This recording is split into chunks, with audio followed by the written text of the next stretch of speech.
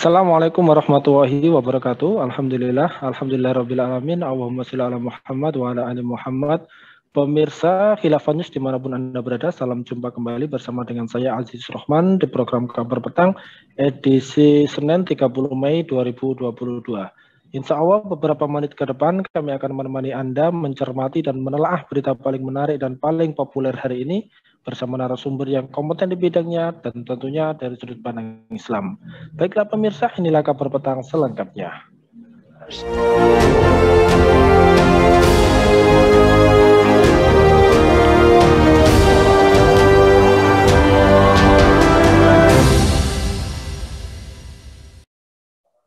Pemirsa, penunjukan Menteri Koordinator Bidang Kemaritiman dan Investasi Menko Marves Luhut Binsar Panjaitan untuk mengurus persoalan minyak goreng di Jawa Bali oleh Presiden Jokowi menuai kritik tajam dari banyak pihak.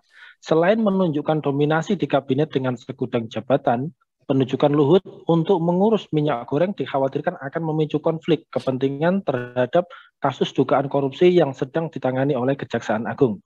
Anggota Komisi 6 DPR RI dari fraksi PDIP, Dede Yofri Sitorus menuturkan konflik kepentingan bisa terjadi karena Luhut dikenal dekat dengan sejumlah pihak yang terjerat kasus korupsi tersebut.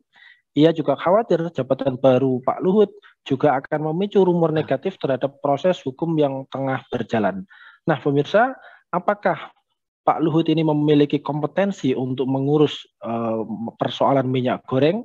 Apakah Pak Jokowi juga memusatkan kewenangannya kepada satu menteri dan apakah kebijakan tersebut sebagai sebuah bentuk sentralisasi jawaban dan apakah fenomena tersebut ini bagian dari rapot buruk pemerintahan rezim saat ini? Pemirsa, untuk membahasnya kami telah terhubung dengan Bung Hanif Kristianto dari Pusat Kajian dan Analisis Data PKAD. Kita sapa dulu beliau. Assalamualaikum warahmatullahi wabarakatuh, Bung Hanif. Waalaikumsalam warahmatullahi wabarakatuh, Mas Aziz Rahman. Alhamdulillah, ini gimana nih kabarnya Bung Hanif? Sehat, Bung? Alhamdulillah sehat, bismillah bisa membersamai pemirsa pada kesempatan kali ini. Alhamdulillah, baik Bung, langsung saja nih. Sebagaimana kita ketahui bersama, ini kan Pak Luhut ya, Menteri Koordinator Bidang Kemaritiman ini baru saja ditunjuk ya secara resmi oleh Pak Presiden Jokowi untuk mengurus masalah minyak goreng. Nah, menurut Anda ini, apakah memang beliau ini memiliki kompetensi ya, di dalam mengurusi persoalan minyak goreng dan mampukah Pak Luhut ini membenahi sektor hulu sampai hilir untuk industri minyak goreng ini?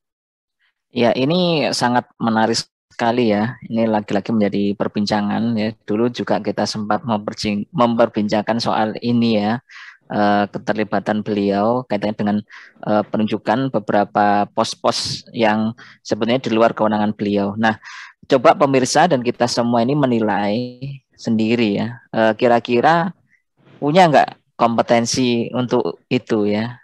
Dan kita juga bisa berkaca pada penanganan pandemi COVID-19 ya, dengan PPKM yang berlevel-level ya, sampai kita juga capek ya dengan level-level itu dan rakyat sendiri dibuat bingung dan kelimpungan. Nah, kalau kita memperbincangkan urusan minyak goreng ini merupakan industri yang kompleks dan juga licin ya. Nah, apalagi penguasaan hulu sampai hilir ini sudah di luar kendali pemerintahan ya pada faktanya ini. Nah, contohnya kemarin ada orang yang di luar Kementerian Perdagangan yang juga mengikuti rapat-rapat khusus dan terbatas bahkan memberikan usulan. Nah, ini kan maksudnya apa begitu ya. Nah, karenanya ini kita juga belum bisa memberikan kepercayaan penuh kepada Pak Luhut Binsar Panjaitan ya untuk mengurusi ini ya. Khawatir kita ya ini nanti ya mengulangi kesalahan-kesalahan demi kesalahan. Begitu Mas Aziz. Ya, baik. Kalau melihat hal tersebut, apakah ini juga menunjukkan sebuah indikasi bahwa Presiden Jokowi ini memusatkan kewenangan kepada satu menteri begitu? Atau seperti apa ini menurut Anda? Ya, sebetulnya ini bukan semata ini ya kesalahan Pak Jokowi ya yang hanya memusatkan kepada satu menteri ini ya kan gitu ya. Dulu saya pernah menyebutkan beliau ini adalah ya orang yang spesial kan gitu ya. Nah, dan ini sebenarnya menunjukkan sebagai indikasi kekurangan cakapan ya dalam mendelegasikan sebuah pekerjaan ya untuk mengurusi urusan yang ini menyangkut hajat hidup rakyat Indonesia. Nah, sebetulnya dengan adanya lembaga kementerian itu kan memiliki tupoksi masing-masing yang sebenarnya cukup ya untuk melakukan berbagai aktivitas yang sesuai dengan bidangnya. Nah, ini seolah-olah ya kalau saya menilai itu ada semacam ya ketua menteri ya atau perdana menteri lah ya di antara menteri-menteri yang lain yang ini sebetulnya memiliki hak istimewa gitu ya. Ya lagi-lagi beliau dan ini juga bisa saja memunculkan kecemburuan di antara menteri yang ada. Begitu Mas Yesus. Ya, baik. Sebagaimana kita ketahui ya, untuk jabatan atau tugas baru dari Pak Luhut ini kan menimbulkan pro kontra di tengah-tengah masyarakat. Dan Anda tadi sudah sedikit menyinggung ya terkait dengan hal tersebut. Nah, apakah fakta ini juga menunjukkan bahwa ini menjadi satu bagian dari rapot buruk ini di dalam mengelola pemerintahan?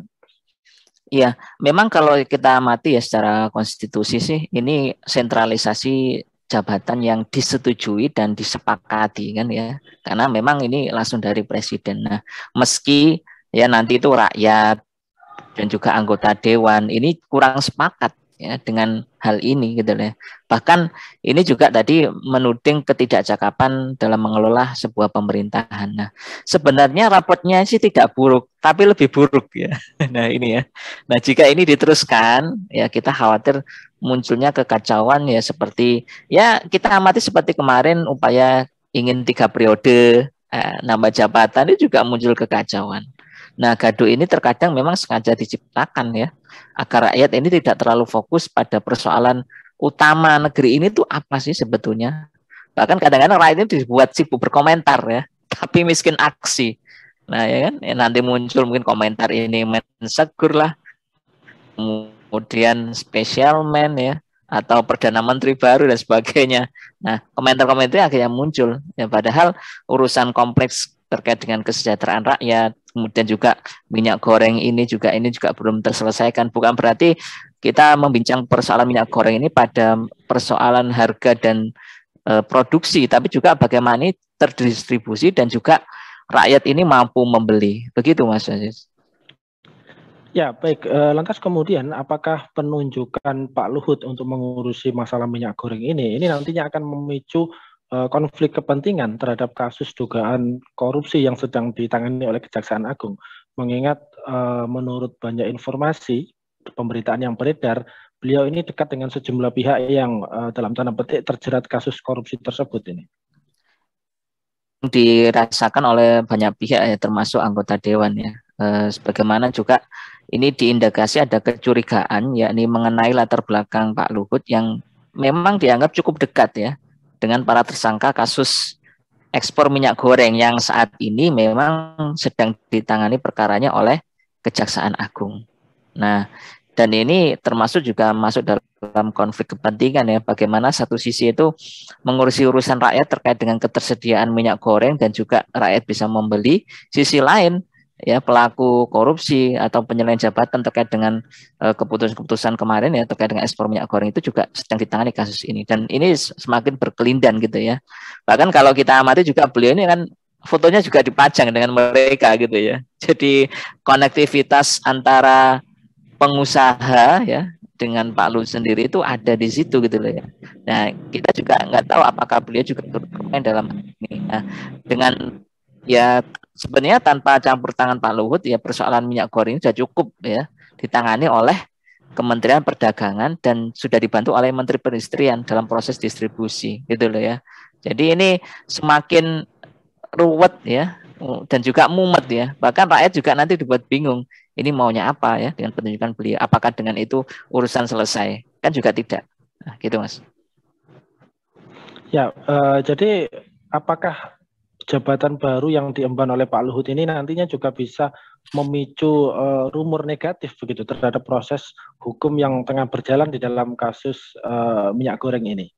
Iya, ini sangat berpeluang sekali gitu ya. Karena dia kedekatan beliau kan sekarang kita mengenal kedekatan antara penguasa dengan pengusaha ya, yang memang itu saling membutuhkan ya. Ada need and demand kan gitu ya. Jadi penguasa memberikan sebuah aturan, kelonggaran kebijakan dan sebagainya, dan ini juga yang dibutuhkan oleh pengusaha-pengusaha tadi ya, minyak goreng, produksi minyak goreng. Nah, dan karena kedekatan beliau ini juga tidak hanya ada unsur politik ya, tapi juga ada unsur ekonomi yang kita ketahui bersama. Di situ bermain juga oligarki kan gitu ya. Jadi oligarki yang masuk ke dalam ranah politik itu demi meraup keuntungan ekonomi, dan ini yang sudah terjadi di negeri ini. Nah karenanya nanti sangat susah ya kalau kita ngomong persoalan hukum, biasanya hukum tebang pilih ya, bahkan bisa dipilih-pilih ya.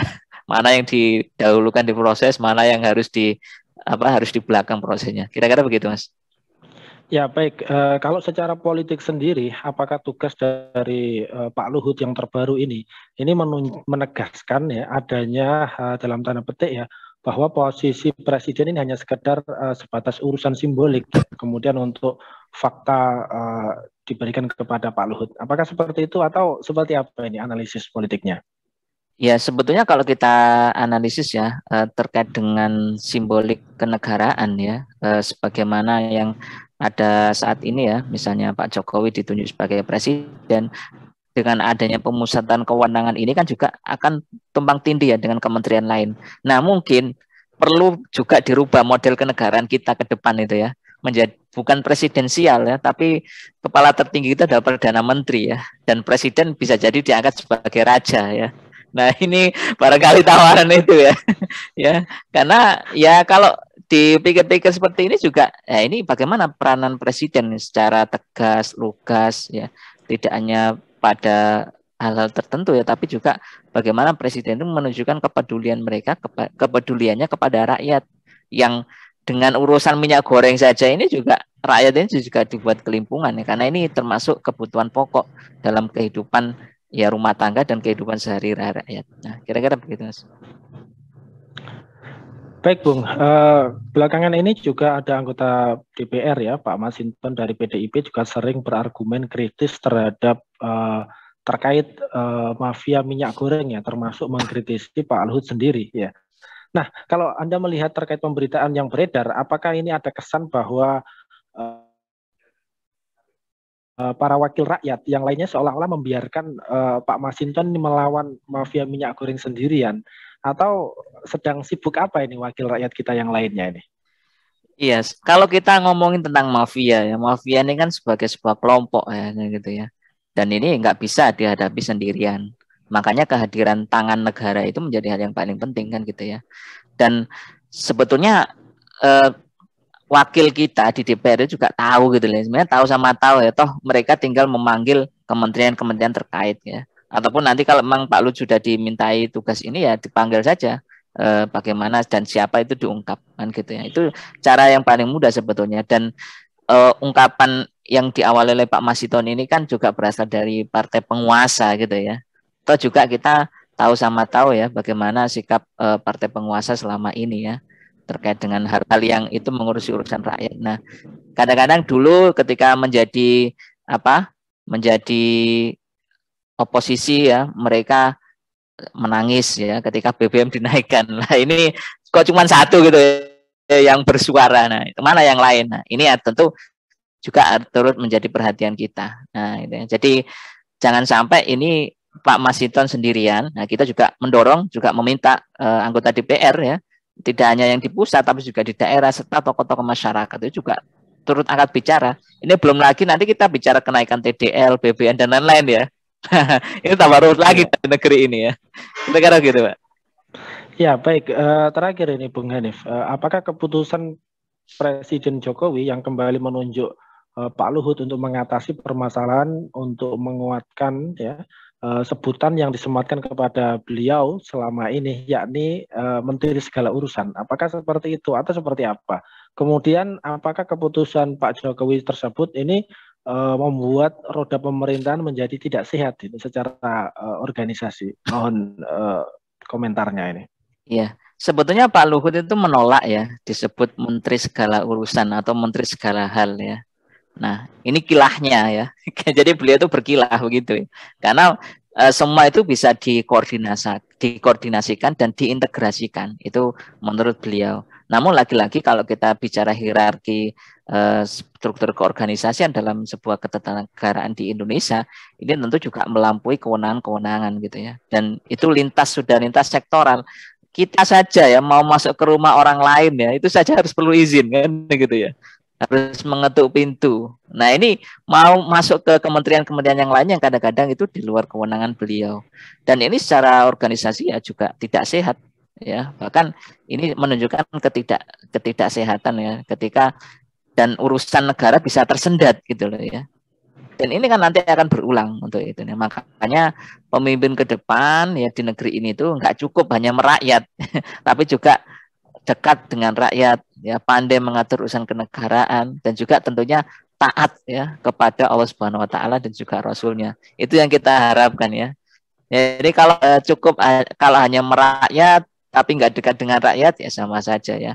Ya merakyat tapi juga nggak tahu apa-apa, nggak tahu urusan kenegaraan, ya nanti sama rakyat malah ditertawakan ya. Ini sebenarnya layak nggak jadi pemimpin di negeri ini. Nah, ini yang paling penting, dan sekali lagi rakyat juga harus kekuasaan dan juga kecerdasan politik untuk memahami segala manuver yang dilakukan oleh penguasa di negeri ini. Apakah keputusan-keputusan itu memang untuk rakyat, demi rakyat, atau hanya demi segelintir orang ya. Dalam hal ini bisa jadi kepentingan kapitalis ataupun oligarkis. Nah, seperti itu Mas Yus.